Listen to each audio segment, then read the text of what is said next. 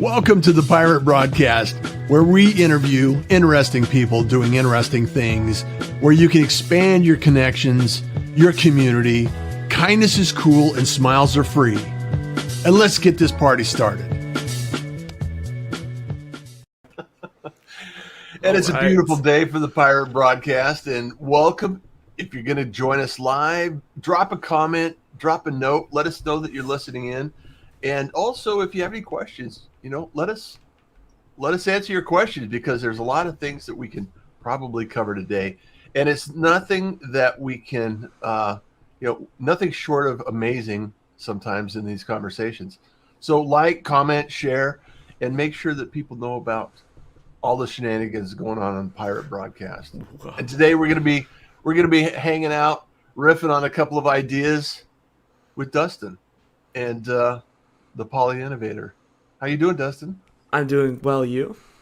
Absolutely fantastic.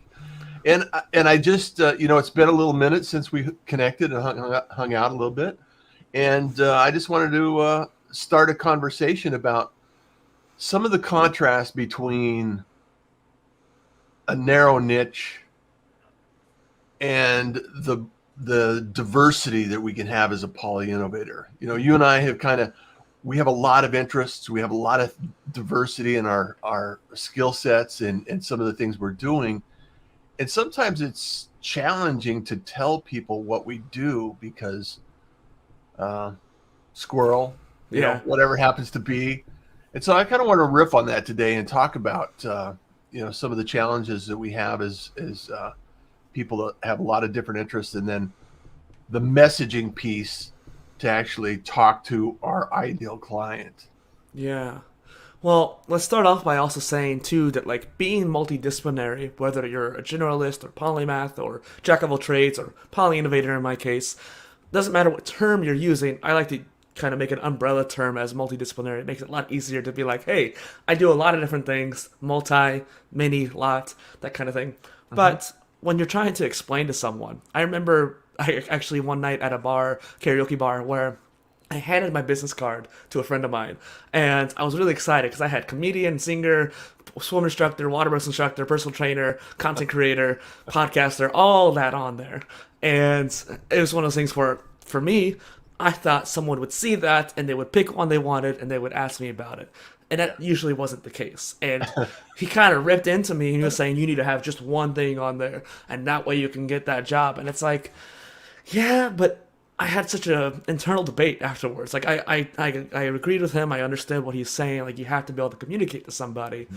But for me, I was like, that seems unnatural to me. It seems so foreign in my mind. I was like, how am I going to do that? And even now, if you look at my new business card, I still have a content creator and podcaster and fitness instructor on there too. Because I either give it to people for content creation or fitness related stuff. Yeah. Well, and so I had to niche down a little bit, but more in my messaging. But it's not that you excluded the activities from your inventory of things you enjoy. Mm-hmm. It's just that the messaging. Mm-hmm.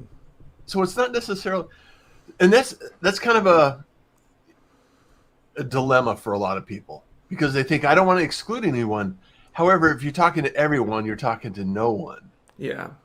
In the messaging, so it doesn't mean that you can't do these things. It means that you have to market it in a certain way. Yeah, marketing is different. So, are you working on any projects right now? I know you're doing shows yourself, and you're recording and podcasting and broadcasting. Give us an update on what's happening there. Well, and just a reminder too, I don't actually call it a podcast, I call it a PolyCast, because there's a lot of different topics and series. And again, that goes back to the marketing aspect behind it though. I also don't like Apple, so I don't like calling it a podcast, but that's a whole nother story. But Poly is a great way of going about the marketing aspect, because I have multiple series to my show. I have short, long, medium form episodes. And so when you have that Poly, you can think, okay, there's many series, many topics, and many kinds of guests. And so it gets people in the right mindset when they approach the show. And then when they actually get to the show, they can see that there's different series and stuff like that. But beyond that, the interviews, I think I was telling you before the call today, I have done 95 since last May. And for most people, they're like, wow, for you, considering how many you've done, it's probably not that much. But I was just cranking them out, and we're doing these amazing guests. Like, I somehow got some of the best guests I could ever imagine on the show, and each interview brought something new to the table. And so I'm excited to get the episodes out, but I've definitely experienced a lot of burnouts and trying to keep up my energy levels in order to get through that editing, because it's like editing a movie every week. Yeah, yeah. That's why I do live. Yeah. I have edited a lot of podcasts and working in radio, I've done a lot of work around that. However, going live and then having this go out to multiple platforms immediately and then generate a podcast from that goes out and just is in distribution to 20, 30 other sites is kind of exciting for me from a content creation perspective. And for someone that comes on board, and I can highlight someone like yourself, that's a lot of content generated in a single day. So Well, and you and I had the same approach too, this omni-channel approach, and I really like that. Yeah, I used to teach this workshop called the Traffic Circle, developing your traffic circle, on how you could take any piece of content and multiplying that content into different sections of the web, and how you can actually diversify your content in order to amplify your message and get it out there. And so multi-platform, and it's just, and it shows up in a way that, people can see that you're doing something, you're staying active, you're out there, you're producing content.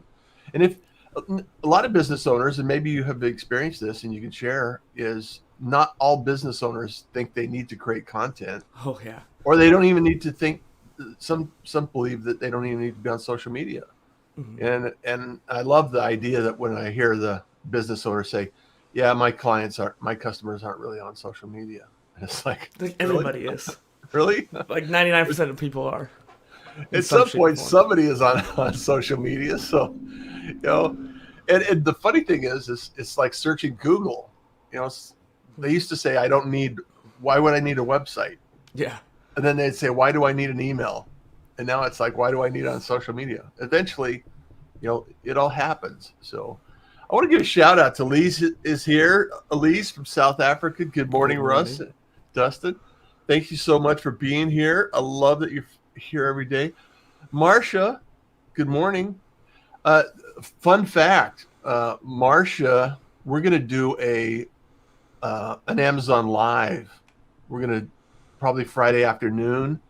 We're going to go live on Amazon. I don't know if you're familiar with Amazon Live, but a lot of individuals are starting to become aware of Amazon Live, and I'm going to be highlighting Marcia and Howard Kaufman. I'm going to try to get that together and put that in place, because Chris Stone is an awesome individual that is on Amazon Live with Dealcasters, and he's doing a lot of great work out there with his buddy. Well, and I want to bounce off what he's saying there too. Yeah. Yeah. So he's saying people want to put us in a box, and what I want to say is marketing is you controlling what that box is. If you market yourself in a right way, you can determine what kind of box people will put you in. Granted, you can't control it, but you can try to guide people into what kind of box people are in. That's why I created Poly Innovator in the first place, so people can get in that right mindset, like, hey, this is something different, this is something that I'm not quite used to. And so people label me as a polymath, although I quite wouldn't label myself one, just because it takes a long time to get to that point. But there is points where people say, oh, you're a jack of all trades. And people get in that right mindset of using those terms versus saying, oh, he's flighty, he's squirrely, like you mentioned earlier, right? Like lack of attention, lack of focus. And so that's why I wanted to really go off of Chris's comment. Yeah. Well, and I'll tell you a side story here. In one organization, I probably had 5 different positions, because I was an entrepreneur. I was always creating a new job for myself because I'd get bored at the last one. Yeah. So I was a safety director, I was an IT director, I was software developer, I was, all of these projects. And I ended up getting called into the CIO's office And literally, he drew a square on a piece of paper. He said, Russ, this is the box we live in. And then he drew a circle outside the box. And he goes, this is where you've been working. We need to get you inside the box. It's like, Oh, and finally he actually hired me, and I graduated up to the corporate level and became the director of communications, and that's managing all the facilities for some of the tasks that I was assigned to. And and it goes to show that the creative thinker will always be outside the box. The innovator will not necessarily always stay inside the lane. And people that have the creativity and the tenacity to go after it and innovate, I think is really important for humanity. That's how we get to space. That's how we yeah. do things that big ideas and change the Well, world. and I've done the same thing at my main job all throughout my life. I worked at the pool, and from lifeguarding to swim instructing to any kind of other fitness, I also basically got a new role this past summer doing admin work for my bosses, purely because I asked and was trying to do something new and getting more hours. And so there's no technical role that I got, but it essentially is something that is a new role that no one else had really had before. So that was nice. Yeah. And what it does is allows you to see new skills in a new perspective and create something different than what has been there in the past, because your skill set adding to that role or expanding that role will change it. It'll evolve it. So we all have our new perspective. And sometimes when you go into a large organization, especially in corporate America, uh, people are resistant to change, and so there's friction at times when you try to impose or introduce change to the world. And so it's always crazy to think how it evolves. But I want to talk a little bit about your process as well, because as you're working on multiple projects, we were talking before the show that there are different tools and different ways to catalog and collect information. And I think that one of the things that I really enjoyed talking to you both online and offline was how you think about it and how you go through that, and how you think about the process of collecting information. So maybe you can talk a little bit about that, Dustin. Yeah, I would love to, because this is literally where I get nerdy and excited about. And you and I talked for like, what, an hour after the last conversation we Yeah. had. It was supposed to be like a 15-minute call, and it was like an hour Yeah. long. And one of the biggest things is I've always been a systematic thinker, so I want to create systems, because that's how my brain feels like, okay, if there's no system, it's chaotic, it stresses me out. If I can make a system, it'll make it a lot smoother, and that's why I came up with my OmniContent system for trying to create omni-channel content creation. So you were mentioning earlier how you help people like get to that point of creating content for multiple channels, and that's what your approach is that multi-channel platforming. And it's interesting, that's like Gary Vee's concept as well, going like everywhere and chopping up a piece of content into 60 different pieces. And ironically, he mentioned in multiple keynotes, you need to be making 100 pieces of content a day, or else you're wasting your time on your, not wasting your time, but like, or you're missing out on a great opportunities more apt. And I was like, for some reason that hit me. I was like, why is that so important to me? So I created a system, and I mean, I'm not successful so much at it, but I have done it. I know it works. I just need to make sure I make it smoother and smoother and work out the kinks. But trying to create a system of creating audio, video, and written content, and then chopping those up and sharing it to multiple different platforms. And I tried dozens of task and project management tools, like I told you before the call, even Yeah. ClickUp, which I really did like ClickUp, and that was before they even got some of the updates that made it even better. And I tried Monday, and I tried some of the other ones like Asana, and I just didn't like the Yeah. restrictions behind it. And so I created systems that allowed me to have multiple layers of extraction. And now I've actually changed it into funneling all into a master task database, allowing me to, like, anytime I make a new piece of content or work on my finances or anything personal in life too, I can create a task that'll automatically go to the main task database, and that can funnel into what I'm doing on a daily basis, which is And really what cool. does that offer? Um, in terms of organization? Does it allow easy access to the information when you need it? Because one of the challenges I have is I collect a lot of information. Then it's Mhm. like, oh, where did I put that? I have to Yeah. think about where did I put that? Because, well, like yourself, I've used a number of different systems, and every time a system comes out, I have to test it. It's like I have to check it out, see what I like about it, what I don't like about it, and just kind of run through its paces. And so, Well, this is like a combination of multiple systems, it seems like, because there's the para method, and there's also get things done. There's also pipes, pillars, and vaults by August Bradley. All three of them are great, and pretty much they talk about input, slow burner, and outputs. Finding mhm. a way to collect that information, like you're saying there, putting it on a slow burner, either adding ideas to it, or when you get a new link, you can add that to that same idea, and eventually you create some sort of output, like a blog post or a Mhm. video. And I found that all except August Bradley's systems were basically made before Notion came around. Then he made that system for Notion specifically, and there's great minds doing great templates on all of these, but I found that they were limited for me. And I also created my own templates too that I wanted to actually incorporate, like my OmniContent or modular degree. And it's like, okay, how am I gonna put this all together? So I created this Poly Innovation operating system, as I call it, but allows me to use the Notion web clipper extension for the web browser, put that straight into my Resonance Calendar database, or let's say the modular degree database, Mhm. and it allows me to have that input. And then while I'm on there, I can add tags, I can add different ideas, I can take notes, and those notes will help me figure out, hey, what can I use this for later on? Right. Now, I wish Notion was a bit more like Roam, Research, or Obsidian, where those notes could be like synced up. So when you have a note about polymathy, you can have another note about polymathy to connect to each other, like those other tools do. Maybe eventually they will. Maybe with the Notion API, we can get that going. But that's kind of how I approach it. I love that. And the the use of tags has saved me over time. I love tags.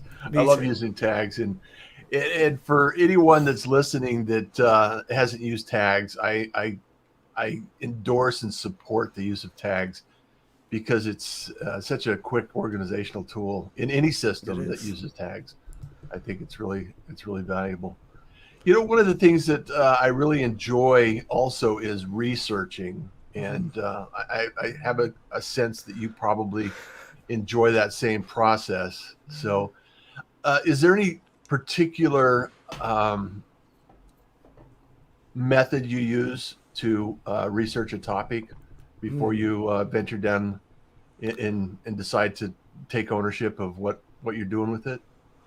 It's one of those things, yeah, functional visionary, right? Visionary, thank you, Wendy. It's one of those things where I take a swath of information. I like to be kind of squirrely about it at first because you really have to see the holistic picture.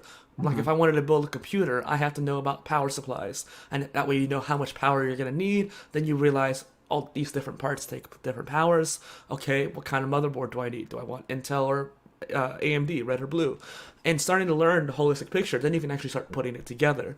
And so right now I'm actually looking up around to build a new PC. But before I actually figure out anything else about that PC, the case, power supply, GPU even, I have to find what CPU I'm doing first. And I know that now after building many PCs in my life that like that's what I'm going to go for. And it's interesting how I'll just open up 50 tabs and just start going through them, reading, watching, listening, whatever it may be, and just taking overloads of information, which excites me at that point. Most people get Yeah, overwhelmed, and then I can distill it into notes or just put it into memory, that kind of thing. I love that. Wendy says, "Resist and abolish the box, pirates." Woohoo! Good morning, Dustin. Welcome to the best posse in the known universe. What about the multiverse? Yeah, the multiverse. I read where it's a donut now. Oh, yeah. Oh, man, Loki. Spoiler. Good morning, Russ and Dustin from groovy Los Angeles. Luis, thank you so much for being here. Wendy goes on to say, Dustin is a perfect example of a rare functional visionary. He sees the issues, addresses them, makes use of his innovations because he needs them to maneuver at a high level. Rock on. So I took a screenshot of that too. Thank you, Wendy. good deal. Good deal. The thing that is always we were talking before the show is the balance between uh, diversity in thought and ideas and attempting to get people on board with expanding their thoughts and then talking to a single person about what problem are we solving, because not everybody wants there's only one problem that's causing them a lot of pain typically. So in order to speak to that and dial in the messaging, like we were talking about, the marketing message has to really resonate with somebody that's in pain. And so as we go through this and we, expand our thoughts and our ideas and our interests and diversity and our things we're working on, is there any one thing that resonates with you on a regular basis that you really want to spend more time with versus something else? What do you mean? Like something Well, that like I do in life? yeah, like any one topic that really, if it were a clean slate, you woke up today and you didn't have to worry about anything in life, and you had something that you wanted to do. I mean, is it working on a PC? Is it creating? Is it content creation? Is it blogging? Yeah. So, Because oh, I was just go gonna ahead. say I thought about it, and I thought about like it's a good brain teaser to sorry, not teaser, but brain exercise for anyone to do. If you had unlimited money, where would you live in the world? If you had whatever job you wanted, what would that be? And just going to that extreme notion, like if you had exactly what you dreamt of, what is that dream? What does it look And like, do you want to be an astronaut? Great, go be an astronaut. But in fact, I know somebody who's literally had like two careers already, and she's only just a little bit older than me, and yet she's gonna literally go be an astronaut. And like that's because she had that dream. She wanted to do all three. And okay, go for it. But it's a matter of focusing on one. And I thought about it, and content creation is something that I always want to do. I've been doing blogs since like 2011, so basically 10 years now, Mhm. creating audio casts for about 4 and videos for about 3. I've made over 1,000 videos on TikToks, for example, and 170 video and audio on YouTube and podcast platforms. And it's one of those things where I still feel like I have nowhere close to where I want to have in the future. I have a list of over 700 ideas for my OmniContent. And in those ideas, I do not focus down on one thing per se. I have little mini series that help me focus. I have certain phases of Poly Innovator that help me focus. But Mhm. all the different topics I want to talk about, whether that's swimming or content creation or even how to build a computer, I want to do that too. I have set in there in order, allowing me to have a smooth process so that I can actually create other content like courses and books around that. So, are you going to write a book? Oh yeah, I've already started a couple of them, and I have around 12 on the list. And it's interesting because the first one I need to write is the one I'm not actually writing. The one I have been writing is the one about swimming.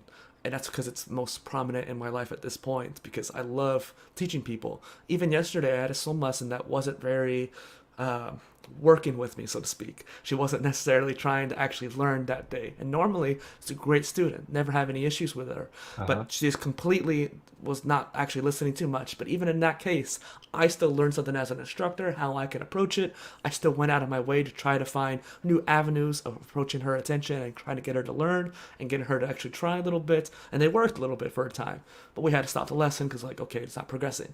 But my point is, as a teacher, finding those new avenues is something I enjoy. And teaching someone else, I can use the knowledge from those avenues to teach them something new as well. Yeah. The beautiful thing about teaching is you always learn something. Yeah. So Wendy says, in the film industry, we have to determine the sales structure of any project before one single second of footage is filmed.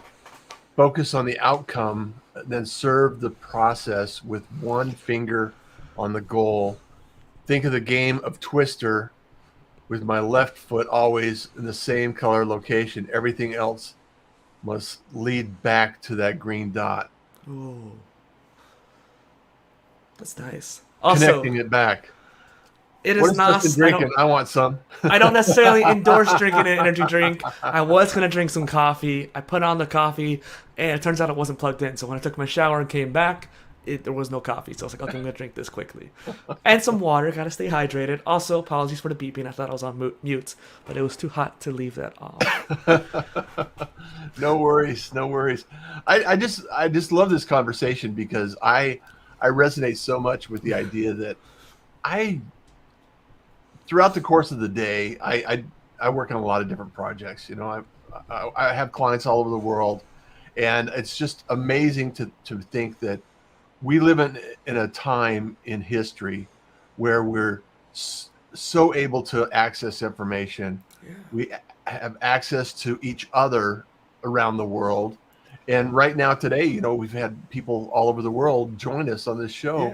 Yeah. And we have to start thinking a little broader and a little uh, bigger in our ways that we can connect, have conversations, and inspire each other. And I just think it's important that we don't limit our imagination to just being one thing at one point in time. And so I just think it's an important conversation to have. And like you said, you can have multiple careers over time, and especially right now where, you know, the gig economy and the travel is so, you know, lifestyle oriented, Mm-hmm. and people are doing a lot of different things. So it's really important to expand this idea and share it with others. Well, and kind of bringing together a couple things you talked to me about earlier too is that you asked me about input, like how are you collecting information, and that's literally why I created the modular degree. I I personally didn't want to go to college. I tried to, and I even looked around all around the world to find a college I wanted for a degree I wanted. Couldn't find one. Maybe I can try again at some point in the future. But I ended up creating my own degree because I needed some way to organize all the links and stuff I was collecting.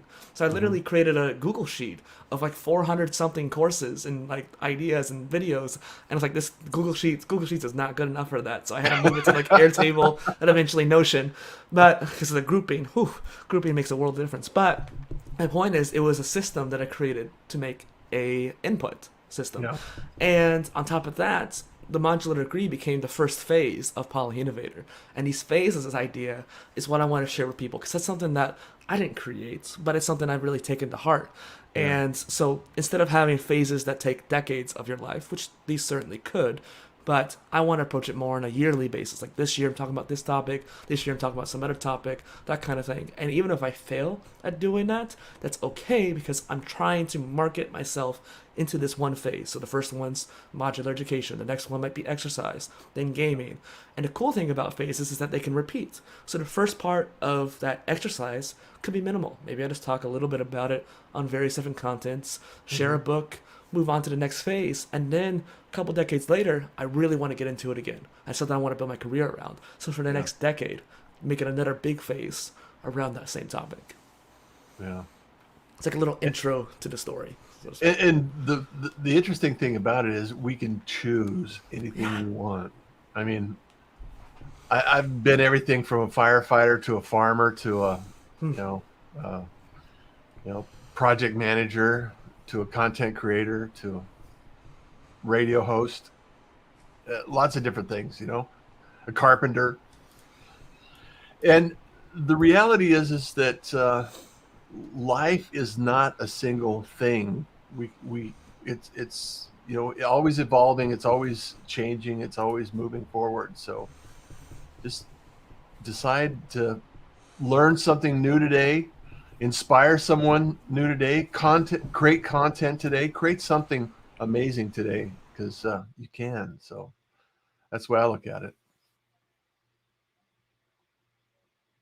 Well, Yeah. Dustin, I really appreciate you being here. Any last thoughts? Anyone that you want to really reach out to, or how do you like people to reach out to you? Last thoughts. I would say is that you, even if you're not a systematic thinker, which not everyone is, some people think in different ways, try to find a way to incorporate systems into your life. Read Atomic Habits. It's a great book to get started with. James Clear. Yeah. And build up your habits into systems and find a way. There was one idea that I wanted to share actually that we ended up talking about something else, but you're talking about marketing and actually approaching yourself. When I approach, let's say, swimming to somebody, I think about it in my 4 pillars philosophy: mind, body, spirit, and emotions. And someone is going to be approaching it from one of those pillars. Sometimes they're scared, so their emotions are heightened, and it makes it to where they can't swim. Maybe they're physically incapable. Like, I know a guy who didn't have a hand, and so he had to swim differently. Or perhaps they're not that strong, so they have to build the strength. Maybe their mind is in the right place. They don't know how to literally swim, so they just logically approach it. And when you approach it with that, it makes a great idea. But there's also Maslow's hierarchy of needs.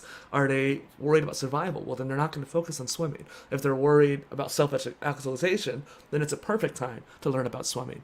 And especially if survival, if they're going to a beach and they need to be able to swim, that's a different scenario. So overlaying that hierarchy of needs with the 4 pillars allows you to find that little niche that you're trying to approach that particular person to market to.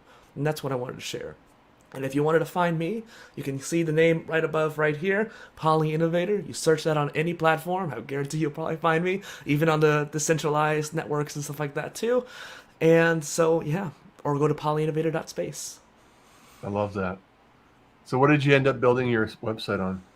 Ghost. Did we talk about that much? Yeah, we talked about that last time. Oh my goodness. I'm so glad I went with Ghost. I hate WordPress now compared to Ghost. Oh my goodness. I've been using WordPress off and on for the past decade, and I also use Medium. Screw Medium. And Ghost allowed me to combine all the different things. I even tried Substack too. Substack was really cool. But Ghost is just so much better.